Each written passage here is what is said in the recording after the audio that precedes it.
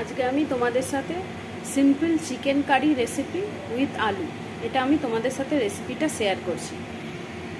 তার জন্য আগে থেকে আমি চিকেনটা একটু টক দই আদা রসুন পেস্ট দিয়ে ম্যারিনেট করে রেখে দিয়েছিলাম, তারপর এটা হালকা করে ভেজে নিয়েছি।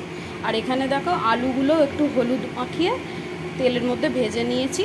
এরপর আমি এতে একটু গোটা গরম মশলা এলাচ দারচিনি দিয়ে একটা তেজপাতাও দিয়ে দিয়েছি। এবার আমি পেঁয়াজগুলো এতে একটু হালকা হালকা করে ভেজে নেব। পেঁয়াজটা হালকা হালকা যখন লাল লাল হয়ে এসেছে এতে আমি আদা রসুন পেস্ট, হলুদ গুঁড়ো, লঙ্কা গুঁড়ো, কাশ্মীরি মির্চ, একটু টমেটো সস আর সামান্য চিনি দিয়ে এবার মশলাটা আমি একটু কষিয়ে নেব। এবার মশলাটা কষে যাওয়ার পর আমি ওই ভেজে রাখা মাংসগুলো দিয়ে দিয়েছি। এবার এটা আমি ভালো করে কষে নেব। কষে নেওয়ার পরে ভেজে রাখা যে আলুগুলো আছে ওগুলো এতে অ্যাড করে দেবো। মাংস আর আলুটা ভালো করে কষিয়ে নিয়েছি, আর একটু কষিয়ে নেব। তারপরে আমি এতে জল দিয়ে দেবো।